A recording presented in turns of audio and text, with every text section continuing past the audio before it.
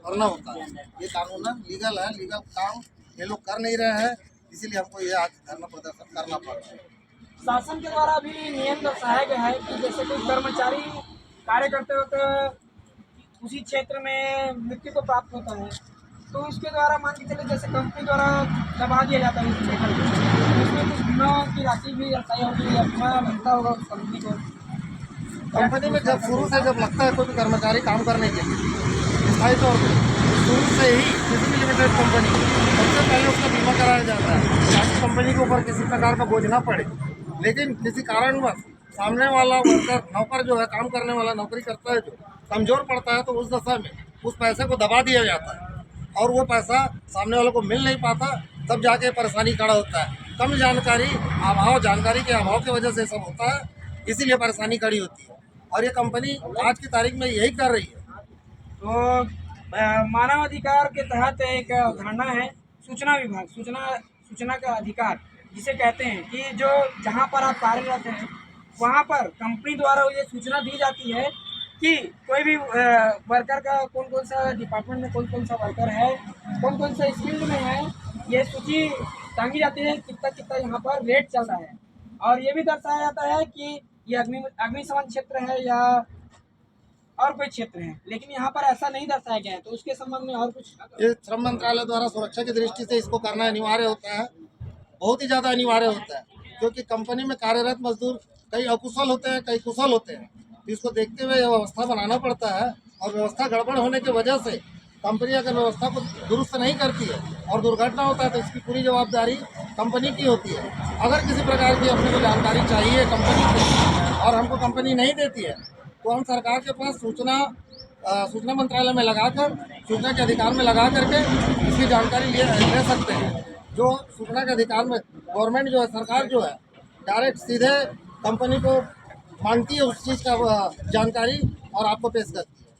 जी। तो एक हिस्से से अगर कहा जाए तो सूचना के अधिकार अधिनियम के तहत कंपनी द्वारा किसी भी प्रकार की कोई सूचना, यह मतलब किस क्षेत्र में स्किल्ड है या अनस्किल्ड है, इस क्षेत्र में कोई वर्कर कार्यरत है, क्या क्या रेट है, ये सब नहीं टांगे गए हैं। तो माननीय श्रीमान जी, मैं इसके संबंध में और कुछ विशेष जानकारी चाहूँगा। हाँ, ये होता है कि श्रम मंत्रालय द्वारा एक निर्धारित होता है वेतन कर्मचारियों का, कुशल और कुशल के लिए अलग अलग निर्धारित होता है दर। इस दर को टांगा जाना चाहिए, एक लिस्ट में बनाकर टांगा जाना चाहिए। अगर वहाँ पर टांगा नहीं गया है तो अपराध की श्रेणी में आता है, इसके खिलाफ कानूनी कार्रवाई की जानी चाहिए। जी। और माननीय श्रीमान जी, क्षमा चाहूँगा इस संबंध में, क्योंकि हमारे कुछ ड्राइवर भाइयों और श्रम जो श्रमिक है, छोटे छोटे क्षेत्र में कार्य करने वाले, उनका कहना यह है कि जैसे हमारी कुछ व्यवस्था को कंपनी मानती नहीं है या हमारे मांग करने पर कंपनी निकाल देती है उस क्षेत्र के वर्कर को। तो श्रीमान जी, इसके संबंध में और कुछ आप बता सकते हैं? यहाँ पर लिमिटेड कंपनी है, अगर लिमिटेड कंपनी है तो निकालने का यहाँ पे प्रावधान नहीं है, नियम नहीं होता निकालने का।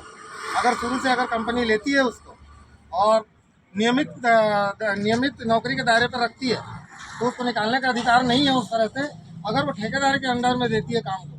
तो ठेकेदार अपने ऊपर लेकर के अपनी जिम्मेदारी में उसको हटा या रख सकता है। शासन के नियम के दौरान ये भी कहा गया है श्रीमान जी कि जो व्यक्ति या कोई श्रमिक 1 वर्ष या 2 वर्ष से अधिक कार्यरत है तो कंपनी द्वारा या उस फर्म द्वारा, संस्था द्वारा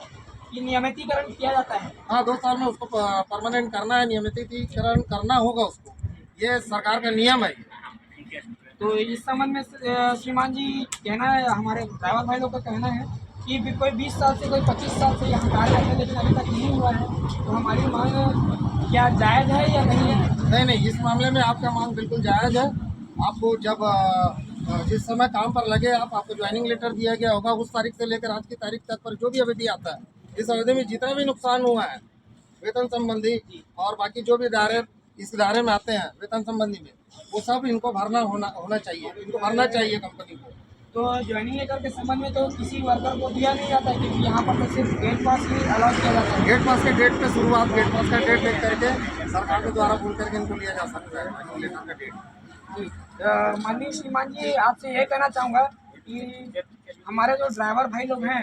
वो किसी ट्रांसपोर्ट में काम कर रहे हैं, किसी कंपनी में काम कर रहे हैं, तो इसको आप किसी प्रकार की एक जागरूकता वाली सूचना देना चाहेंगे?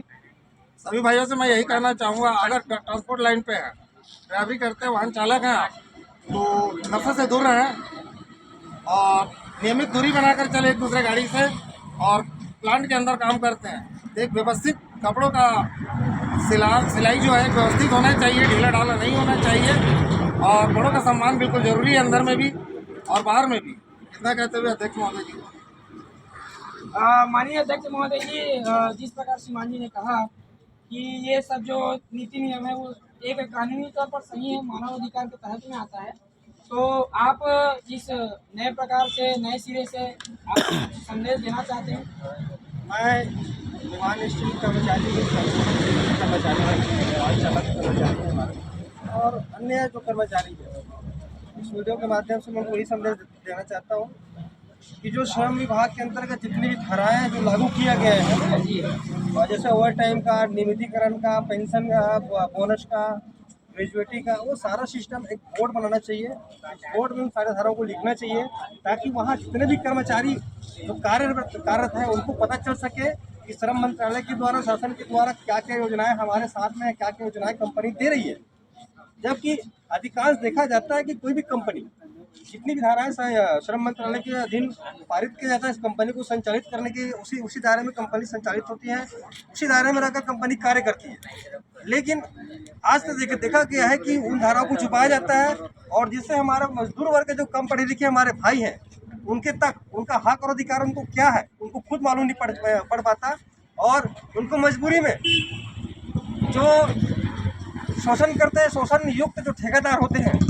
इन सारी जो चीज़ों का फायदा उठाकर अपना जेबें गर्म करते हैं, और जो कंपनी के जो लीडर होते हैं, कंपनी के जो अन्य जो बड़े बड़े जो कर्मचारी होते हैं जो संचालित करते हैं कंपनी को, वो अपना जेब गर्म करते हैं। शोषण करने के बाद हमारे जो गरीब मजदूर वर्ग के वो उनका पैसा जेब से निकाल कर अपनी जेब में डालता है। तो ये जो सारे जो सिस्टम है, जब सिस्टम संचालित रहेगा, बाकायदा बोर्ड में लिखित रहेगा, चिन्हांकित किया जाएगा,